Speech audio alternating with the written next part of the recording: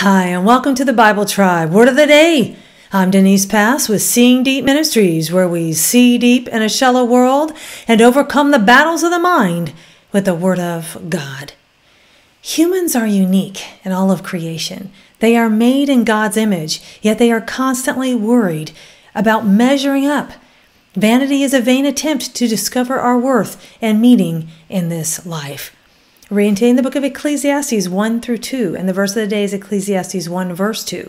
Vanity of vanities, says the preacher, vanity of vanities, all is vanity. Word of the day is vanity, is the Hebrew word heh'bel. It means emptiness, idle, meaningless, futility, uselessness. And the Dictionary of Biblical Languages with semantic domain says what is of no use on the basis of being futile and lacking in content. The book of Ecclesiastes is a unique book written by Solomon. It seems it is written from a bit of a jaded or sarcastic outlook on life, but this is what happens when we look to life for life rather than looking to God for fulfillment and his purposes in this life. Solomon may have been the wisest man, but he did not always walk in that wisdom. There is a difference. Vanity is formed when we look to the creation rather than the Creator and try to have the creation satisfy us. Idolatry cannot meet the needs of our soul like worshiping our living God can. We were not made to be vain, worshiping ourselves. We are not all that. We were made to worship our eternal God who has placed eternity in our souls. 2 Kings 17 verse 15 says, "They went after vanities and became vain." Or the NIV translation, they followed worthless idols and became worthless themselves. The Theological Word Book of the Old Testament says two inexorable principles are illustrated here. First, every man takes on to some degree the character and nature of the God he worships. And second, the characteristic of all false gods is that they destroy their worshipers. Ecclesiastes 1 shows us why life seemed so vain to Solomon. He was thinking from a human perspective, not an eternal one. Reading from the NIV verses 2 through 4 and 12 through 18.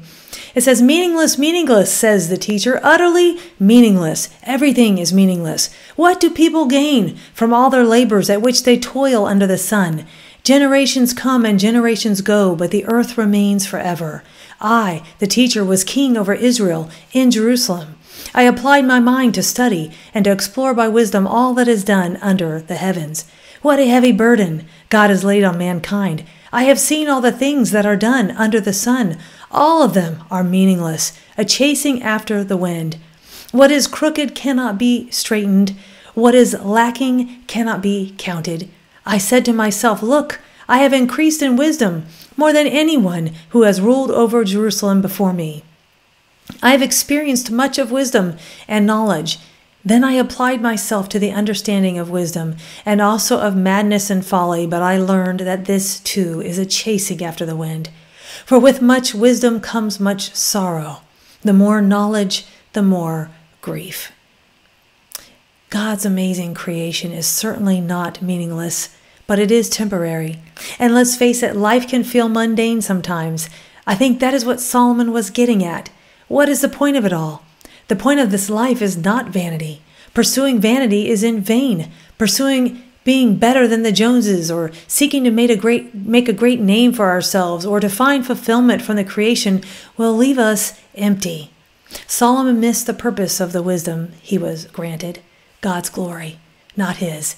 We might not like to hear this, but this life is not about us. This life is not our destination, but it is preparation for our destination.